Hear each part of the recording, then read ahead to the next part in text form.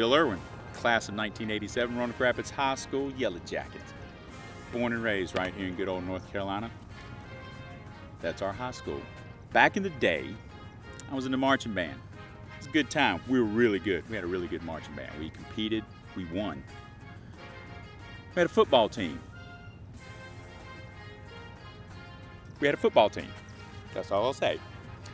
And these were good guys. They really tried hard. They played some tough games, and the marching band was always there for the halftime, supporting them, sitting in the stands, playing the fight song and playing the spirit songs and trying to get everybody worked up. There was a time when things weren't so tight between the football team and the band. There was one night we were in the middle of rehearsing for our competition season, and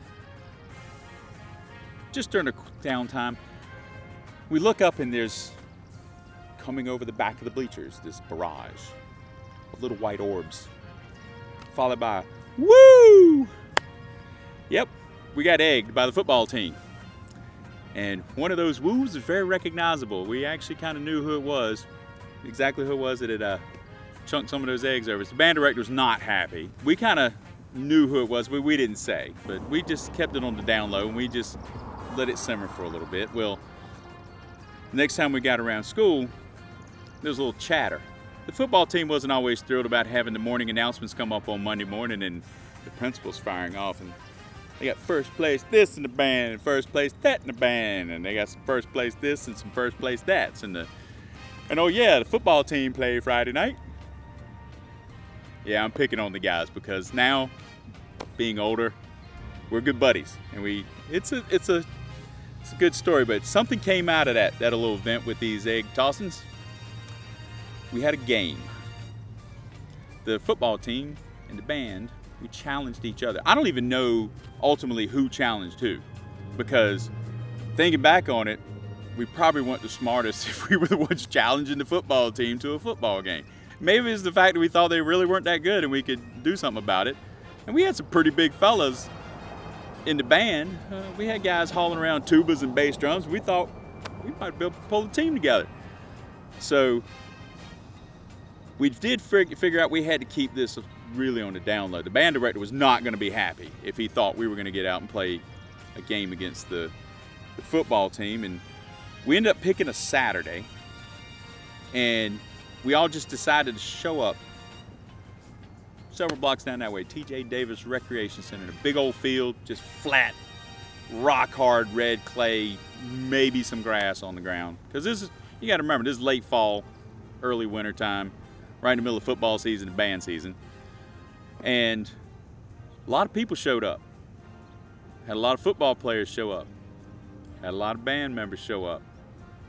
And needless to say, it was a kind of ruckus game. We're not out there in pads. I still remember I was wearing blue jeans. I specifically had to remember to wear the blue jeans that weren't going to get me in trouble if I messed them up. It was a rough game. We beat each other up pretty bad. I still remember we had our French horn player, Scott Willard, got his leg broken. Yeah, it was not a good time for us. I got part of my left lip busted. I was supposed to be playing a solo at the next band competition the following weekend, and I busted my lip up pretty good. We had about a week before we had our next competition, so I had time to heal. Some of the interesting things that happened, there was a guy that played on the football team. His name was John Lowe. This is the deal maker. This is the part of the story that ended up making it really funny. John's sister, Candy, played in the band. John played on the football team. But then when John realized that some of the football players had thrown eggs at his sister, John decided to play on our team. Now you got to understand something. John and Candy had moved into town part of the way through the year. They're not even in the yearbook. They didn't even get into the picture. John was a very athletic guy.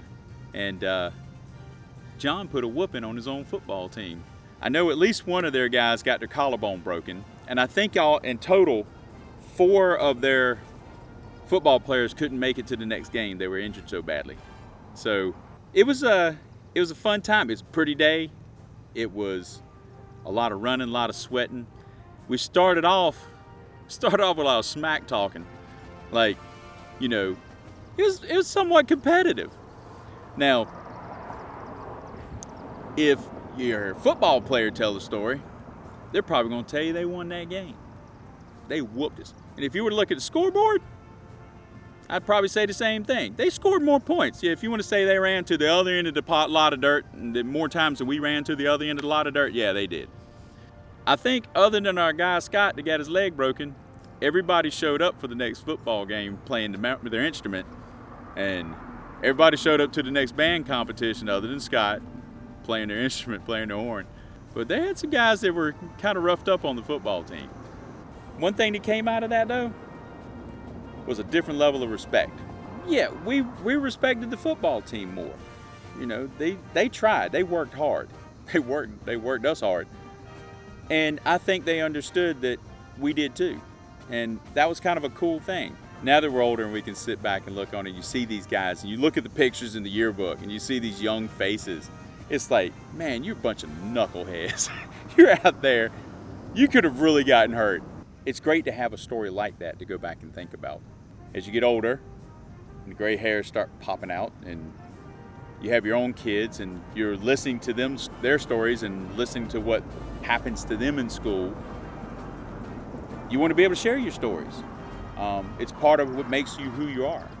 And back then, even though there might have been a little bit of tension, it's so cool to be able to see these guys now and see these ladies now, and you hug their neck and you remember when you were in school together and had a good time. I mean, most of the time was a good time. Yeah, did you have little moments here and there? Sure, of course you did. But we're yellow jackets. At the end of the day, we're watching each other grow up. And it's kind of weird. Because back then, nobody thought about growing up. You saw your parents as the ones sitting in the football stands cheering you on when you were playing in the band or playing your sport. And they were all hardworking people. It's our kids' turn to have the stories. I hope they have stories as fun as that one. Maybe with a little less scarring and a little less injury maybe. But I hope they have their own stories that they can sit back with their friends one day. And I hope somebody keeps telling these stories. I wonder what this thing would sound like bouncing off.